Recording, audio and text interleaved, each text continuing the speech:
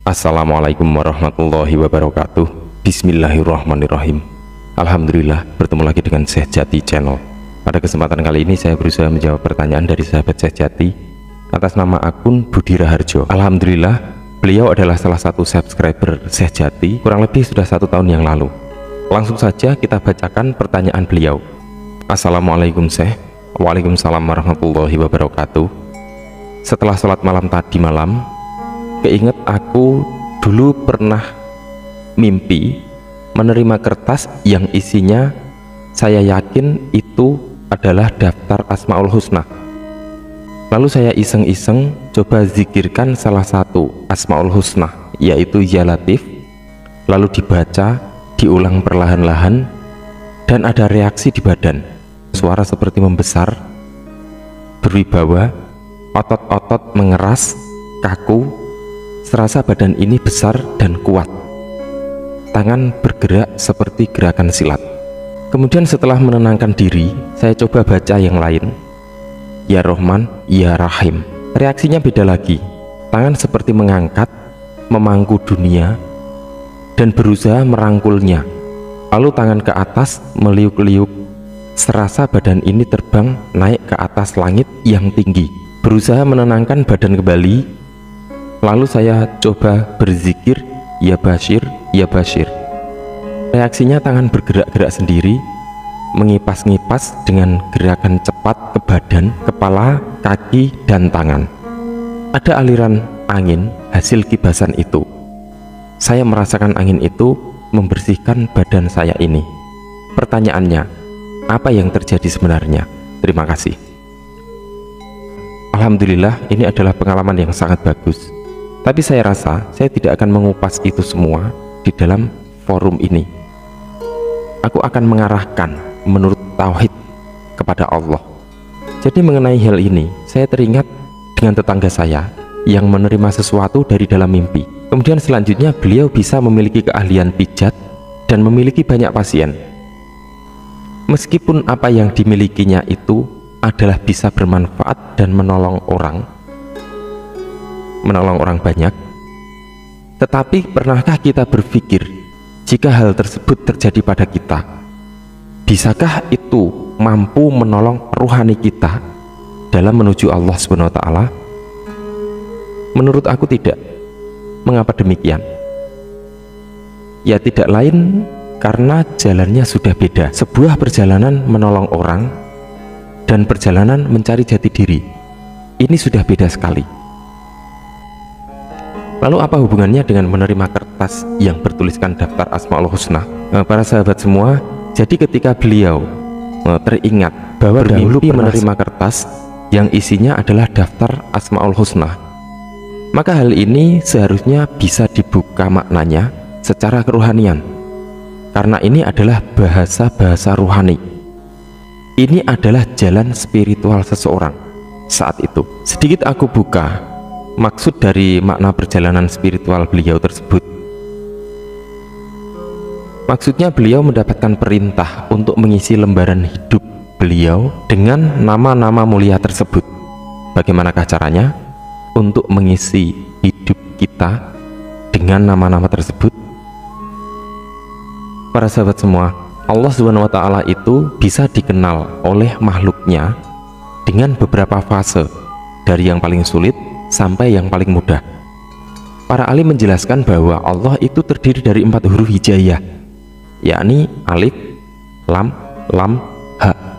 Alif adalah zat, lam awal adalah nama, lam akhir adalah sifat, dan ha adalah af'al atau perbuatan, yakni seluruh wujud yang tercipta di alam semesta ini.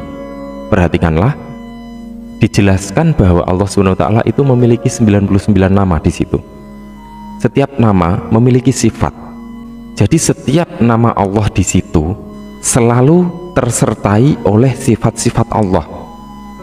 Ketika kita mempelajari hal ini di dalam kehidupan kita sehari-hari, sifat-sifat Allah, sifat-sifat diri, mengamatinya, merasakannya, menjalaninya, mengamalkannya dalam kehidupan kita sehari-hari, sehingga kita bisa memahami perubahan sifat kita dari sifat yang kurang baik menjadi sifat yang lebih baik dari sebelumnya, maka insya Allah itu adalah bentuk terbukanya pengenalan kita terhadap diri atau hakikat diri.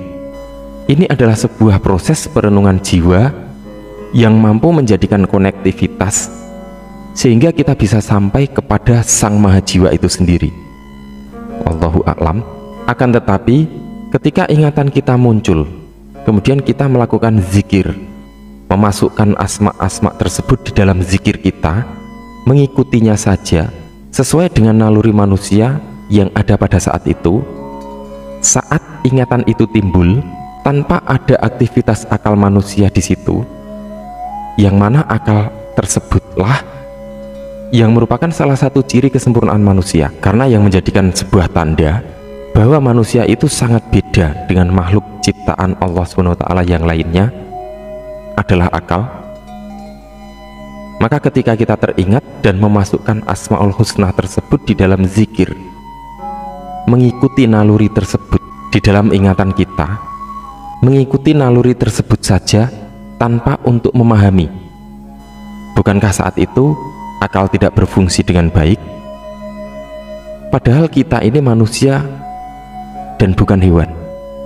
Akal ini diciptakan Allah SWT lebih dahulu sebelum pikiran diciptakan, dan ingatan Anda saat itu hadir di dalam pikiran meskipun memori tersebut tersimpan di dalam akal.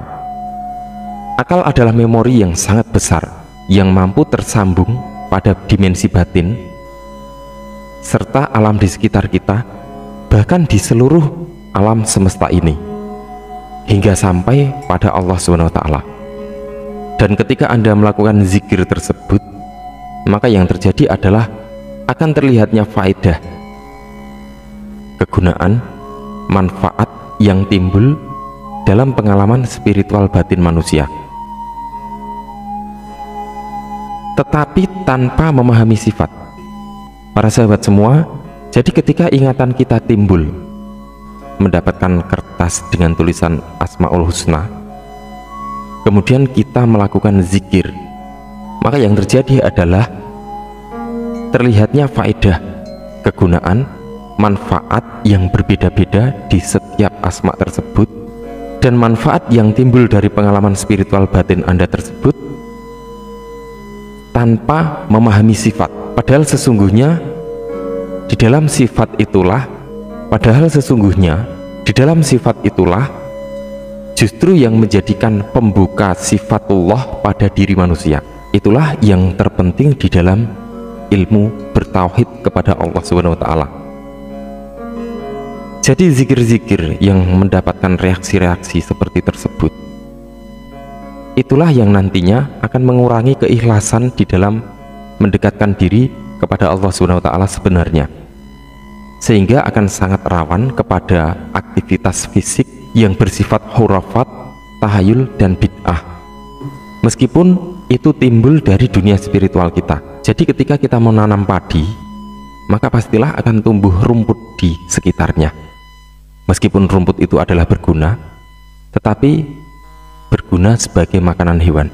Semoga bermanfaat. Wallahu a'lam bishawab. Wassalamualaikum warahmatullahi wabarakatuh.